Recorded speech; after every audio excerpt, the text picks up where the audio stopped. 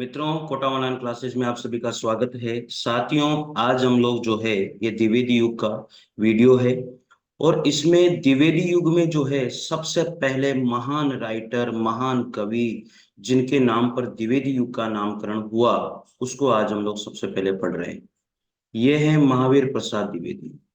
महावीर प्रसाद द्विवेदी बहुत इंपॉर्टेंट है। यहाँ से एक ने एक प्रश्न आप लोगों के लिए आता है। तो साथियों देखिएगा, पहले तो इनका जन्म भी आपको याद रखना है। पहली बात तो ये ध्यान रखिए, महावीर प्रसाद द्विवेदी का जन्म हुआ था 1864 ईस्वी में। ये भी आपको याद रखना है मेरे साथियों। साथियों, ये जो चीज मैं एक एक चीज में आपको बता रहा हूं, अगर आप पहली बार वीडियो को देखते हो तो निश्चित रूप से चैनल से जुड़ जाइए। यहाँ पर मैंने आपको आदि काल, भक्ति काल, रीति काल कंप्लीट कर दिया है और भारतेंदु युग भी कंप्लीट कर दिया है। ये द्विवेदी युग चल रहा है साथियों, ठीक है। और द्विवेदी युग में ये पहले राइटर हैं महावीर प्रसाद द्विवेदी। इनका जन्म हुआ था 1864 ईस्वी में और इनकी मृत्यु हुई थी 21 दिसंबर 1938 ईस्वी में रायबरेली में हुई थी साथियों। इनका जन्म स्थान कौन सा है? दौलतपुर है, जिला रायबरेली है, जो यूपी में पड़ता है। इनके पिता का नाम था राम सहाय द्विवेदी। साथियों, इनके जो पिता का नाम है वो था राम सहाय द्विवेदी। इनकी जो प्रमुख रचनाएं रही हैं, इनके द्वारा रचित मौलिक इनके द्वारा रचित मौलिक जो खुद ने लिखे हैं और दूसरों के अनुवाद जो इन्होंने किए हैं, गद्य पद्य रचनाओं की जो संख्या लगभग इनकी 80 के आसपास रही है साथियों। जो महावीर प्रसाद द्विवेदी थे, उनकी मौलिक और अनुदित जो गद्य पद्य रचनाओं की संख्या है लगभग 80 के आसपास बताई गई है मेरे मित्रों। आपको याद रखनी है। अब इनकी मौलिक रचनाओं पर चलते हैं। इनकी मौलिक रचनाएं कौन कौन सी रही हैं, यह आपको अच्छे से ध्यान रखनी है। सबसे पहले इनकी रचना आती है काव्य मंजूषा, किसकी? महावीर प्रसाद द्विवेदी की। दूसरी आती है सुमन 1923 में लिखी गई। कान्य कुब्ज, अबला विलाप, संपत्ति शास्त्र, महिला मौद, कविता कलाप, नागरी थेरी, ये दशा। तो इस तरह से ये मौलिक रचनाएं हैं। एक बार फिर रिपीट करते हैं। काव्य मंजूषा, सुमन, कान्य कुब्ज, अबला, संपत्ति विलाप, संपत्ति शास्त्र, महिला मौद, कविता कलाप और नागरी थेरी, ये दशा। ये इनकी जो है महावीर प्रसाद द्विवेदी की जो है मौलिक रचनाएं रही है मित्रों। तो इस तरह से आपको एक एक रचना के बारे में ध्यान रखना है, कौन सी मौलिक रचना है और कौन सी इनकी अनुदित रचनाएं हैं। साथियों, जो अनुदित रचनाएं हैं वो देखिए कौन सी है। कुमार संभव सा, ऋतु तरंगिणी और गंगा लहरी, ये इनकी अनुदित रचनाओं में गिनी जाती हैं। तो क्वेश्चन कैसे बनता है? निम्न में से महावीर प्रसाद द्विवेदी की अनुदित रचना नहीं है, इस तरह से, या फिर अनुदित रचना है, इस तरह से प्रश्न पूछा जाता है। मौलिक रचना है या मौलिक रचना नहीं है, आपको ये थोड़ा सा ध्यान रखना पड़ेगा। साथ ही इनके प्रसिद्ध लेख भी हैं। अब लेख कौन कौन से हैं? इन्होंने लिखा है क्या हिंदी नाम की कोई भाषा ही नहीं, ऐसा इन्होंने सरस्वती में एक लेख लिखा। दूसरा लेख था आर्य समाज का कोप, ये भी 1914 में सरस्वती में लिखा। आगे बात करते हैं मित्रों, ब्रजभूषण भट्टाचार्य नाम से प्रकाशित लेख जो है कवियों की उर्मिला विषयक उदासीनता 1908 में सरस्वती पत्रिका में प्रकाशित हुआ था। साथियों, जो महावीर प्रसाद द्विवेदी है उन्होंने भुजंग भूषण भुजंग भूषण भट्टाचार्य नाम से जो है एक लेख सरस्वती पत्रिका में प्रकाशित किया था। वो था कवियों की उर्मिला विषयक उदासीनता। कवियों की उर्मिला विषयक उदासीनता लेख इन्होंने जो है भुजंग भूषण भट्टाचार्य नाम से प्रकाशित किया था महावीर प्रसाद द्विवेदी के द्वारा। साथियों, विशेष तथ्य मैं बार बार बोलता हूं आप लोगों से, जो भी मैं विशेष तथ्य आपको बताता हूं उन्हें आप अच्छे से ध्यान रखिए। ये सबसे इंपॉर्टेंट चीज होती है। देखिए, पहली बात यह है, ये प्रारंभ में भुजंग भूषण भट्टाचार्य के छद्मवेद गुप्त नाम से सरस्वती पत्रिका में अपनी रचनाएं छापते थे। तो महावीर प्रसाद द्विवेदी जो है सरस्वती पत्रिका में अपनी रचनाओं को छपवाते थे या छापते थे भुजंग भूषण भट्टाचार्य नाम से। दूसरी बात आती, इन्होंने साहित्य को ज्ञान की राशि का संचित कोष कहा। तो साथियों, ये बात आपको अच्छे से ध्यान रखनी है कि महावीर प्रसाद द्विवेदी ने साहित्य को क्या कह के पुकारा था? ज्ञान की राशि का संचित कोष कह के पुकारा है। आगे पढ़ते हैं। हिंदी समालोचना को स्थापित करने का जो श्रेय है वो महावीर प्रसाद द्विवेदी को ही जाता है। हिंदी समालोचना को स्थापित करने का जो श्रेय दिया जाता है वो महावीर प्रसाद द्विवेदी को ही दिया जाता है। इन्होंने अर्थात महावीर प्रसाद द्विवेदी ने अपनी आजीविका चलाने के लिए रेलवे में नौकरी भी करी थी। साथियों, ये क्वेश्चन भी बहुत बार पूछा गया है, निम्न में से रेलवे में नौकरी किस कवि के द्वारा की गई थी? तो वो याद रखना, महावीर प्रसाद द्विवेदी के द्वारा की गई थी। तथा कुछ कारणवश त्यागपत्र देकर के शेष जीवन हिंदी भाषा और साहित्य को समर्पित जो है महावीर प्रसाद द्विवेदी के द्वारा कर दिया गया था। आगे बात आती है, ये इनकी वीआईपी बात है साथियों, ये इनकी वेरी इंपॉर्टेंट है। 1903 से 1920 तक के ये सरस्वती पत्रिका के क्या रहे थे? संपादक रहे। जो महावीर प्रसाद द्विवेदी है वो 1903 से लेकर के 1920 तक सरस्वती पत्रिका के संपादक रहे थे। ये आपको अच्छे से याद रखनी है। ये रेलवे में नौकरी करते थे, ये भी आपको अच्छे से याद रखनी है। हिंदी समालोचना स्थापित करने का श्रेय है वो भी इनको दिया जाता है। भुजंग भूषण भट्टाचार्य नाम से इन्होंने सरस्वती पत्रिका में लेख छापे, ये भी आपको याद रखना है। ये कवि हैं, आलोचक हैं, निबंधकार हैं, अनुवादक हैं और संपादक भी रहे हैं। इतने सारे जो है कैरेक्टर इनके द्वारा निभाए गए हैं। कवि रहे, आलोचक रहे, निबंधकार रहे, अनुवादक रहे, संपादक रहे। ऐसा महावीर प्रसाद द्विवेदी ने बहुत बड़ा काम किया है और इनके नाम पर पूरा एक जो है एक काल का एक भाग पूरा हिंदी साहित्य इतिहास का लिख दिया गया है। आधुनिक काल में हिंदी गद्य पद्य की भाषा के परिमार्जन करता, आधुनिक काल में हिंदी गद्य पद्य भाषा के परिमार्जन करता जो है आचार्य द्विवेदी को ही माना जाता है। संपत्ति शास्त्र, संपत्ति शास्त्र जो है इनकी अर्थशास्त्र संबंधी पुस्तक रही है। ये क्वेश्चन भी पूछा जाता है कि अर्थशास्त्र से संबंधित नियम इनकी पुस्तक कौन सी है? संपत्ति शास्त्र है। देखो, संपत्ति अर्थशास्त्र में आती है, तो इस तरह से भी आप लोग इसको ध्यान रख सकते हो। ठीक है, आगे बढ़ते हैं। महावीर प्रसाद द्विवेदी रचनावली के 15 खंडों में इनका संपूर्ण साहित्य समाहित किया गया है। जो महावीर प्रसाद द्विवेदी की जो रचनावली है वो 15 खंडों में विभक्त है और संपूर्ण साहित्य इनका उसमें लिखा गया है। आगे बात करते हैं। डॉक्टर नगेंद्र के अनुसार इन्होंने काव्य की सामाजिक उपयोगिता को ध्यान में रखते हुए साहित्य में सरलता, असलियत और जोश पर बल दिया है। इन्होंने हमेशा जो भी साहित्य है उसको सरल बनाने की कोशिश करी है और असलियत रखा है, उसमें तड़क भड़क चीजें या मनगढ़ंत चीजें बहुत कम डालने की कोशिश करी है। ऐसा डॉक्टर नगेंद्र के द्वारा महावीर प्रसाद द्विवेदी के लिए लिखा गया है। इसमें असलियत सबसे महत्वपूर्ण बात है कि जो भी है वो इन्होंने ओरिजिनलिटी इसमें रखी है। ऐसा डॉक्टर नगेंद्र ने महावीर प्रसाद द्विवेदी के लिए लिखा है। मैथिली शरण गुप्त ने द्विवेदी जी की प्रशंसा निम्न शब्दों में करी है। मित्रों, इस बात को भी आप अच्छे से ध्यान रखिए। क्या कहते हैं ये? करते तुलसीदास भी कैसे मानस नाद, महावीर का यदि उन्हें मिलता नहीं प्रसाद। साथियों, ये मैथिली शरण गुप्त के द्वारा महावीर प्रसाद द्विवेदी के लिए जो बहुत बड़ी बात लिखी है, तो ये पंक्ति पूछ ली जाती है कि करते तुलसीदास भी कैसे मानस नाद, महावीर का यदि उन्हें मिलता नहीं प्रसाद। तो किसने बोला है? मैथिली शरण गुप्त ने बोला है।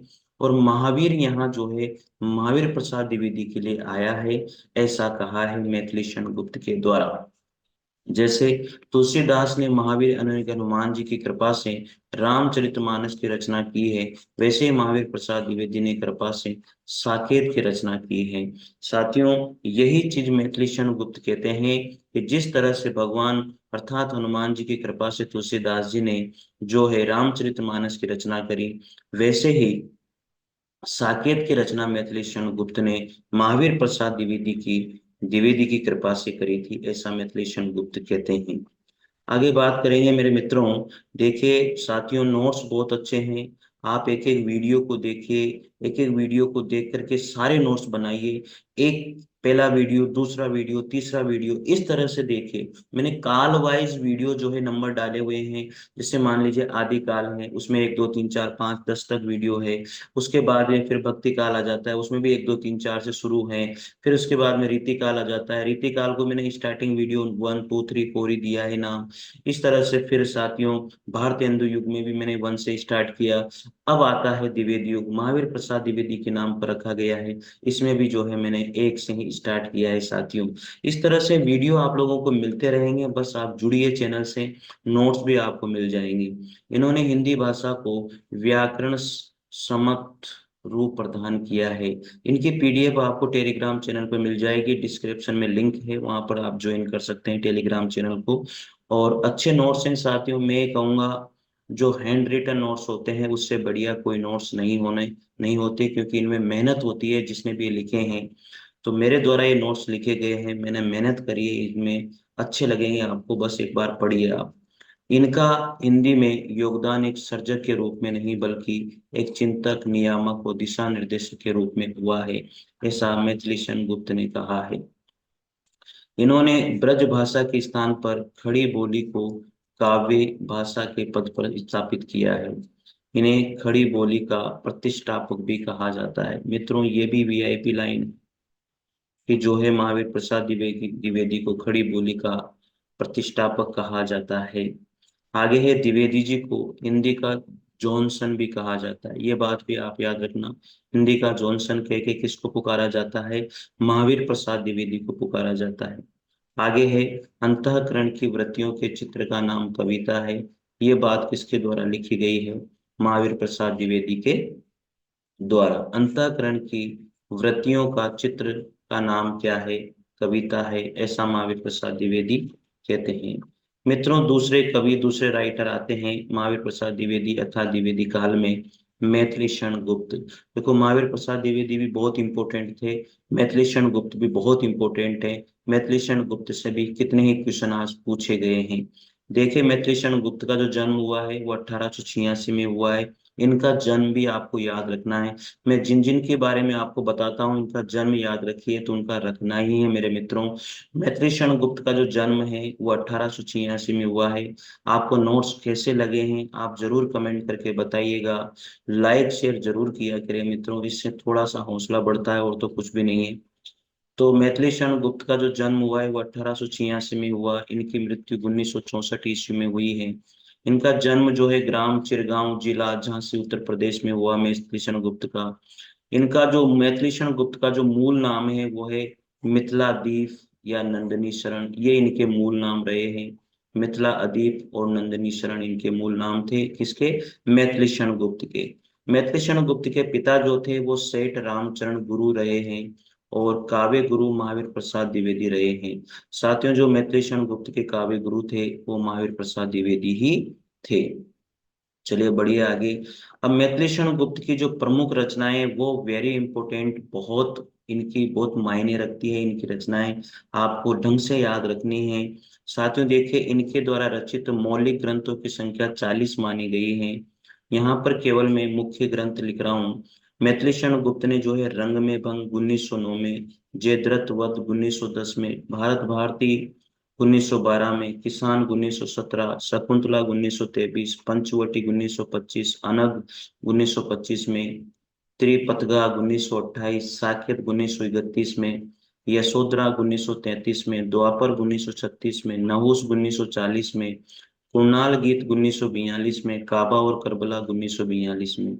साथियों, ये सारी की सारी रचनाएं, मौलिक रचनाएं जो है मैथिली शरण गुप्त के द्वारा लिखी गई है। लगभग 40 संख्या मानी गई है, लेकिन यहाँ मोस्ट इंपोर्टेंट रचनाओं के नाम मैंने लिखे हैं जिनसे क्वेश्चन बनते हैं। सबसे ज्यादा रंग में भंग पूछ लिया जाता है, इनमें से कौन सी रचना मैथिली शरण गुप्त की रही है? तो आपको इन रचनाओं के बारे में नाम याद होने चाहिए।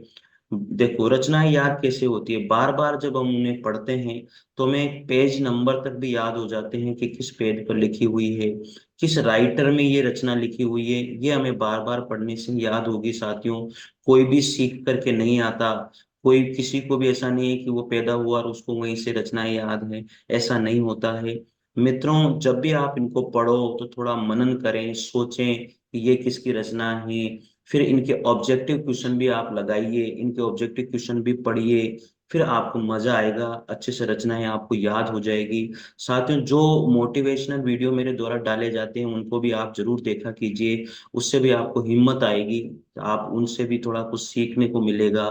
ठीक है, तो मैथिली शरण गुप्त की रचनाएं एक बार और पढ़ लेते हैं। रंग में भंग, जयद्रथ वध, भारत भारती, किसान, शकुंतला, पंचवटी, अनग, त्रिपतगा, साकेत, यशोधरा, द्वापर, नहुस, कुणाल गीत, काबा और करबला, ये सारी की सारी रचनाएं मैथिली शरण गुप्त की रही हैं। और भी हैं देखिए, पृथ्वी पुत्र, प्रदक्षिणा, जय भारत, विष्णु प्रिया, अर्जन और विसर्जन और झंकार, इतनी सारी रचनाएं तो मैंने लिख दी है। 40 मानी गई थी, 20 तो मैंने आपको यहाँ पर लिख करके बता दिए। देखिए साथियों, विषय वस्तु की दृष्टि से संबंधित रचनाएं कौन कौन सी रही हैं। राम संबंधी जो है वो कौन, राम से संबंधित जो रचना है इसकी मैथिली शरण गुप्त की साकेत, पंचवटी और प्रदक्षिणी, इन तीनों रचनाओं में भगवान श्री राम के चरित्र वर्णन किया गया है। साकेत, पंचवटी और प्रदक्षिणी राम से संबंधित रचनाएं रही हैं। कृष्ण भगवान से संबंधित इनकी रचना द्वापर रही है। वैष्णव संबंधित विष्णु प्रिया रही है। बौद्ध मत संबंधी इनकी यशोधरा और अनक इनकी रचना रही। सिख धर्म से संबंधित इनकी रचना गुरुकुल रही है। इस्लाम से संबंधित काबा और करबला रही है। महात्मा गांधी से संबंधित इनकी रचना अंजलि और अर्धे रही है साथियों।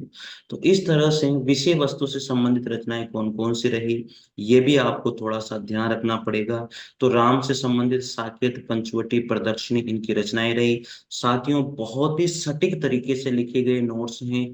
प्लीज आप मेहनत कीजिए, इनको लिखिए और इनसे नोट्स बनाइए। मेरे हिसाब से इनसे बेस्ट नोट्स तो आपको नहीं मिलेंगे साथियों। उसके बाद में है मुक्तक काव्य कौन कौन से रहे हैं।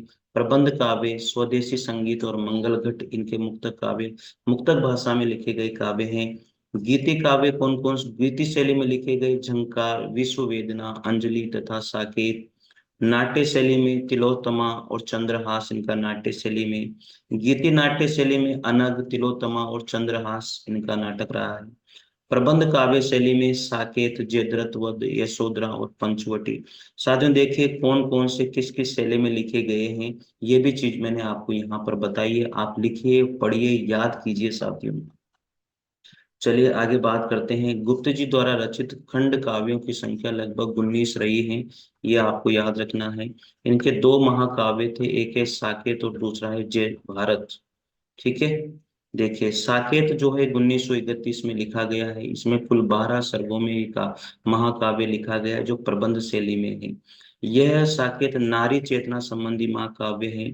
साथियों ये दद्दा के उपनाम से जाने जाते थे। कौन, मैथिली शरण गुप्त को दद्दा उपनाम से भी जाना जाता था।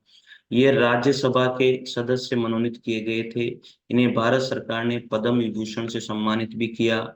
इन्होंने हरि गीतिका छंद का सर्वाधिक प्रयोग किया है। तो हरि गीतिका छंद का सर्वाधिक प्रयोग मैथिली शरण गुप्त के द्वारा किया गया। गुप्त जी ने पहले वैश्योपकारक पत्र में अपनी रचनाएं छपवाते थे। कौन से पत्र में, वैश्योपकारक पत्र में अपनी रचना छपवाते थे। किंतु सरस्वती में अपनी रचनाओं को प्रकाशित कराने की तीव्र आकांक्षा उनके हृदय में थी। उन्होंने रसिकेंद्र उपनाम से ब्रज भाषा में लिखी कविता सरस्वती पत्रिका को भेजी, किंतु ये कविता सरस्वती में नहीं छपी। और द्विवेदी जी ने पत्र लिखकर उन्हें सूचित किया कि सरस्वती में हम बोलचाल की भाषा में लिखी गई कविता ही छापते हैं, तथा ये भी लिखा कि रसिक केंद्र बनने का जमाना लग गया है। ऐसा रसिक केंद्र बनने का जमाना लग गया है, ऐसा जो है इनको महावीर प्रसाद द्विवेदी के द्वारा लिख करके बताया गया। तो देखिए मैथिली शरण गुप्त जो है बहुत बड़े राइटर, बहुत बड़े कवि रहे हैं। इसके बाद में क्या हुआ कि गुप्त जी ने खड़ी बोली में कविता लिखना प्रारंभ कर दिया है। इसमें इसके हेमंत नामक कविता खड़ी बोली में लिख करके सरस्वती को भेजी। इसमें द्विवेदी जी ने कुछ फेर बदल करके मैथिली शरण गुप्त के नाम से सरस्वती में हेमंत नामक जो कविता है उसको छाप दिया था। आगे बात करते हैं, गुप्त जी की खड़ी बोली की पहली जो कविता है वो हेमंत नाम से 1905 में सरस्वती पत्रिका में प्रकाशित हुई थी। तो मैथिली शरण गुप्त की खड़ी बोली की पहली कविता हेमंत 1905 में सरस्वती पत्रिका में प्रकाशित की गई। गुप्त जी के पहली काव्य रचना रंग में भंग एक लघु खंड काव्य था, 1909 में प्रकाशित हुआ। व्यक्तिगत सत्याग्रह के अंतर्गत ये जेल भी गए थे मैथिली शरण गुप्त 1941 में। आगे बात करते हैं, गुप्त जी के पहले महत्वपूर्ण प्रसिद्ध काव्य रचना जो रही है वो भारत भारती रही है। भारत भारती 1912 में प्रकाशित हुई थी। भारत भारती रचना के कारण इनको जेल भी जाना पड़ा था, एवं इसी रचना के लेखन के कारण इनको जो है महात्मा गांधी ने राष्ट्र कवि भी कहा था। तो भारत भारती जो रचना है उस पर इनको 1912 में ये रचना लिखी, इस कारण इनको जेल जाना पड़ा और गांधी जी ने इनको भारत भारती पर ही राष्ट्र कवि की संज्ञा भी दी थी। गुप्त जी को राष्ट्र कवि की उपाधि 1936 में काशी में महात्मा गांधी के द्वारा दी गई थी साथियों, किस भारत भारती रचना पर। आगे है, इनकी आरंभिक रचनाएं कोलकाता से निकलने वाले वैश्योपकारक पत्र में प्रकाशित होती थी, परंतु द्विवेदी जी के संपर्क में आने के बाद इनकी कविताएं सरस्वती पत्रिका में प्रकाशित होने लगी। गुप्त जी की सबसे महत्वपूर्ण रचना थी साकेत, जो 1931 में प्रकाशित हुई थी। ये बात भी आपको अच्छे से याद रखना है। आगे है, डॉक्टर नगेंद्र के अनुसार भारत भारती की लोकप्रियता खड़ी बोली की विजय पर सिद्ध हुई। इनके अनुज थे सियाराम शरण गुप्त, मैथिली शरण गुप्त के जो भाई थे, छोटे भाई, वो थे सियाराम शरण गुप्त, भी हिंदी के प्रसिद्ध साहित्यकार रहे हैं। आगे बात करते हैं, साकेत जो है उर्मिला के जीवन वृतांत पर आधारित एक महाकाव्य है, जिसमें नवम सर्ग और व दसम सर्ग में उर्मिला का विरह वर्णन किया गया है। नवे और दसम सर्ग में साकेत उर्मिला पर लिखा गया एक बहुत बड़ा महाकाव्य है। इनके जीवन वृत्त पर लिखा गया है। नवम और दसम सर्ग में उर्मिला का विरह वर्णन किया गया है। बात करते हैं यशोधरा। यशोधरा जो है महात्मा बुद्ध के महावीर निष्क्रमण की घटना पर आधारित एक चंपू काव्य है। यशोधरा एक चंपू काव्य है जो महात्मा बुद्ध के महावीर निष्क्रमण की घटना पर लिखा गया है। तो मित्रों, बहुत जबरदस्त नोट्स हैं, प्लीज आप नोट्स बनाइए, याद कीजिए, बार बार पढ़िए। आगे है, भारत भारती राष्ट्र प्रेम के भाव से ओतप्रोत रचना है, जिसे अंग्रेज सरकार के द्वारा जब्त कर लिया गया था और भारत भारती पर ही मिथिलेशन गुप्त को जेल भी जाना पड़ा था। जयद्रथ वध जो है गुप्त जी का खड़ी बोली में लिखित जो है प्रथम खंड काव्य रहा है साथियों। इसे खड़ी बोली का प्रथम खंड काव्य भी माना जाता है। जयद्रथ वध को खड़ी बोली का प्रथम खंड काव्य माना जाता है और गुप्त जी का खड़ी बोली में लिखा गया पहला महाकाव्य है। मैथिलीशरण गुप्त की बहुत तगड़ी तगड़ी पंक्तियां हैं साथियों, किस काव्य से ली गई है ये चीज भी यहाँ पर मैं आपको बताऊंगा। तो पहली पंक्ति पर बात करते हैं, अबला जीवन हाय तुम्हारी यही कहानी। ये पंक्ति किसने लिखी? मैथिलीशरण गुप्त ने। कहाँ से लिए? यशोधरा से। आगे है, हम क्या थे क्या हो गए और क्या होंगे अभी, ये भारत भारती से ली है। आगे है, चारों चंद्र की चंचल किरणें खेल रही जल थल में, ये पंचवटी से ली है। ये सब सारी की सारी लाइनें जो है मैथिली गुप्त की लिखी गई है, किसी न किसी रचना के अंतर्गत। फोर्थ नंबर पर है, मनोरंजन न केवल कवि कर्म होना चाहिए। ये भारत भारती से ली गई लाइन है। जो भरा नहीं भावों से बहती जिसमें रसधार नहीं, भारत भारती से ली गई है। सखी प्रेम दोनों ओर पलता है, ये साकेत से। रे मन आज परीक्षा तेरी, ये भी साकेत से। फिर आगे, सके वे मुझसे कह कर जाते, ये यशोधरा से लिए ये पंक्ति। ठीक है, आगे है, नीलांबर परिधान हरित पट पर सुंदर है। दसवा है, सके नील नभ सर उतरा ये हंस आहा, अधिकार खोकर बैठा ये महा दुष्कर्म है। जयद्रथ वध से लिए, वह हृदय नहीं पत्थर है जिसमें स्वदेश का प्यार नहीं। ये सारी की सारी पंक्तियां जो है मैथिली गुप्त के द्वारा लिखी गई पंक्तियां हैं मित्रों। सबको आपको बार बार पढ़ना है, बार बार समझना है कि कौन सी पंक्ति किस राइटर की है। तो बहुत बढ़िया नोट्स हैं साथियों। तो मैंने आज आपको जो है महावीर प्रसाद द्विवेदी और मैथिली गुप्त के बारे में बताया। अगले वीडियो में हम लोग अयोध्या सिंह उपाध्याय हरिवंश से बात करेंगे। तो मित्रों, आपको कैसे लगे नोट्स जरूर बताइएगा। आप लिख रहे हो तो जरूर बताइएगा, लाइक और शेयर जरूर कीजिएगा। मित्रों, मिलते हैं अगले वीडियो के साथ, तब तक के लिए जय हिंद जय भारत, थैंक यू।